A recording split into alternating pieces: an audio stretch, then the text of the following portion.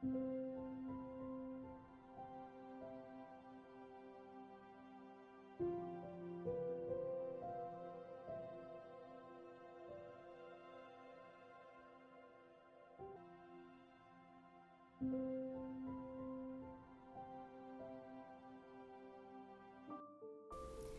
Everybody, আমি মণিদীপা।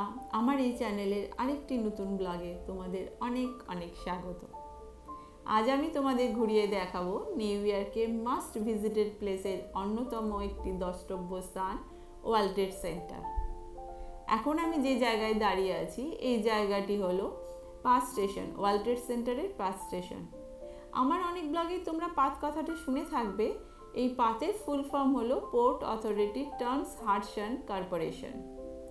আর এই world trade সেন্টারের পাথ স্টেশনটি ওয়ার্ল্ড ট্রেড সেন্টার কমপ্লেক্সের অধীনেই অবস্থিত এবং এই স্টেশনটি ওয়ার্ল্ডের মোস্ট এক্সপেন্সিভ ট্রেন স্টেশনের এক অন্যতম। এই স্টেশনটির 3টি লেভেল আছে। একেবারে নিচের লেভেলটি পাথের প্ল্যাটফর্ম হিসেবে ইউজ হয়। এর উপরের লেভেলে আছে বিভিন্ন ধরনের ব্র্যান্ডেড দোকান আর ফুড কোর্ট, এবং সব থেকে উপরের লেভেলে বিভিন্ন ধরনের ব্র্যান্ডেড দোকানের সাথে আছে এই ট্রেন স্টেশনটির এন্ট্রি এবং এক্সিট ওয়ে।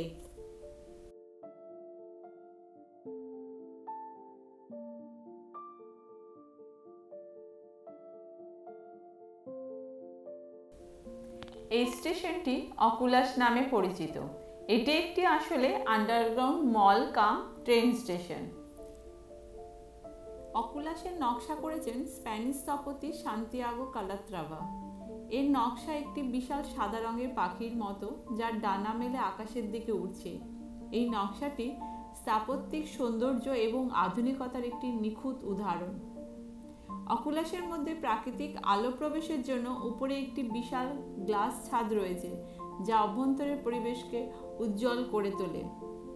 অকুলাস শুধু একটি পরিবহন কেন্দ্র নয়, এটি একটি সাংস্কৃতিক এবং সামাজিক কেন্দ্র হিসেবেও পরিচিত।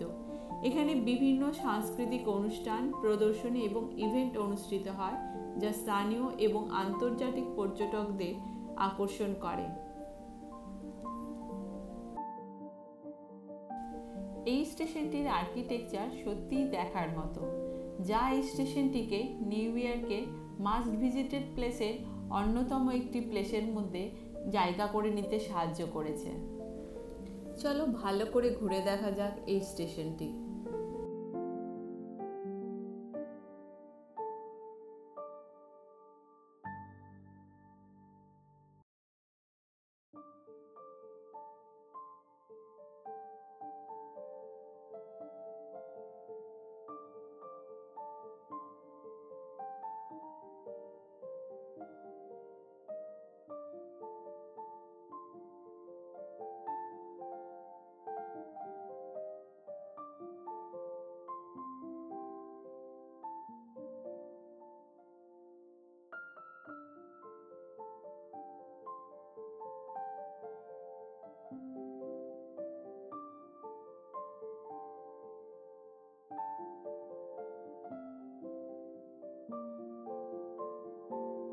অকুলাস ওয়ার্ল্ড ট্রেড সেন্টার কমপ্লেক্সের কেন্দ্রস্থলে অবস্থিত, তাই এই বিল্ডিং থেকে বেরোলেই প্রথমেই চোখে পড়ে উঁচু উঁচু বিল্ডিং আর বাণিজ্যিক প্রতিষ্ঠানগুলো, যা নিউ ইয়র্ক সিটির অর্থনৈতিক কাজকর্মের কেন্দ্রবিন্দু।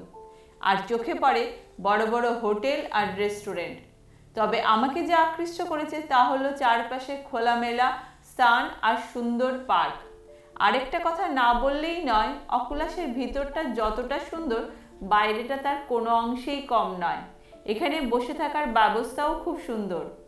এখানে বসে থাকলে যে কখন দিন গড়িয়ে সন্ধে হয়ে যাবে তা খেয়ালই থাকবে না। চলো তোমরাও আমাদের সাথে সাথে অকুলাসের চারপাশটা একবার ঘুরে দেখো।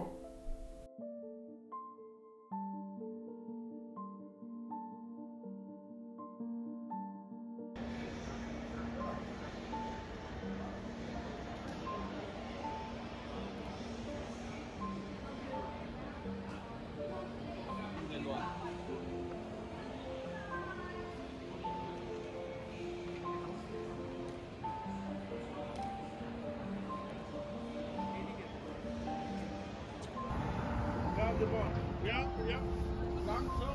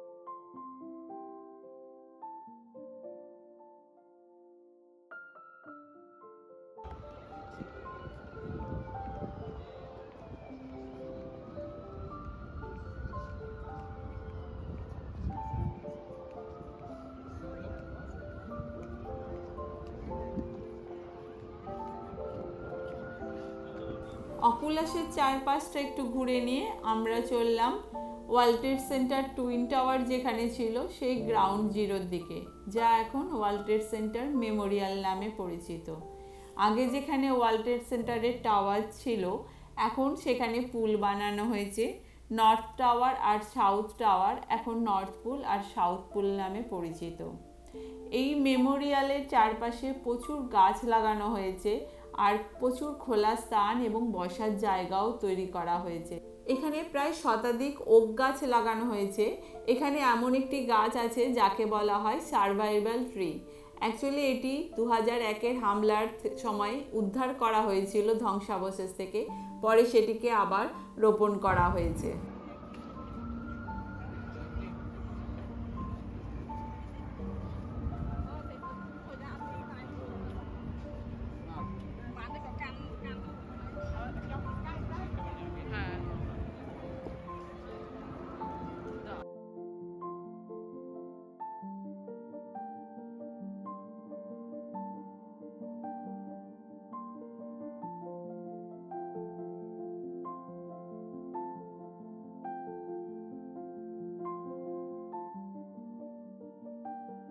আমরা এখন যে পুলটির কাছে আছি এটি হলো সাউথ পুল। আগে এখানেই ওয়ার্ল্ড ট্রেড সেন্টারের টুইন টাওয়ারের সাউথ টাওয়ারটি অবস্থিত ছিল। সেদিন মেনটেনেন্সের জন্য এই পুলে কোনো জল ছিল না।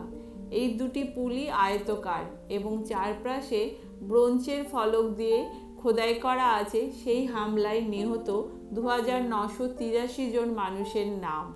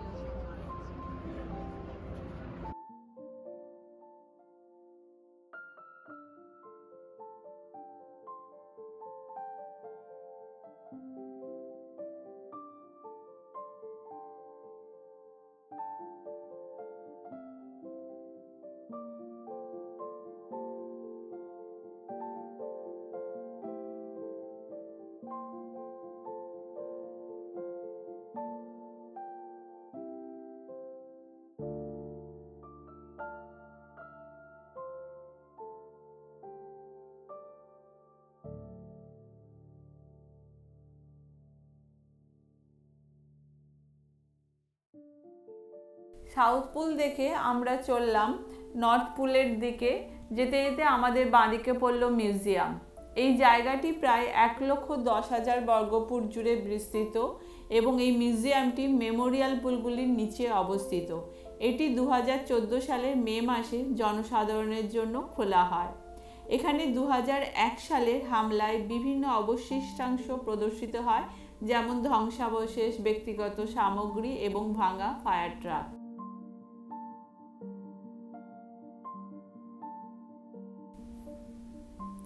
এই মিউজিয়ামে বিভিন্ন মাল্টিমিডিয়া প্রদর্শনী রয়েছে, যেখানে ছবি, ভিডিও এবং অডিও ক্লিপ দ্বারা হামলার দিনটি এবং তার পরবর্তী ঘটনাগুলি প্রদর্শিত হয়।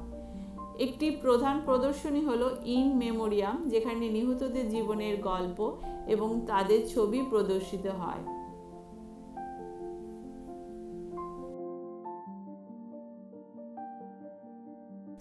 পুলগুলো কত গভীর তা পাশে দাঁড়ানো মানুষজনদের দেখলেই বোঝা যায়। এর নিচে আরেকটা লেভেল আছে যা আরো নিচে অবধি গেছে।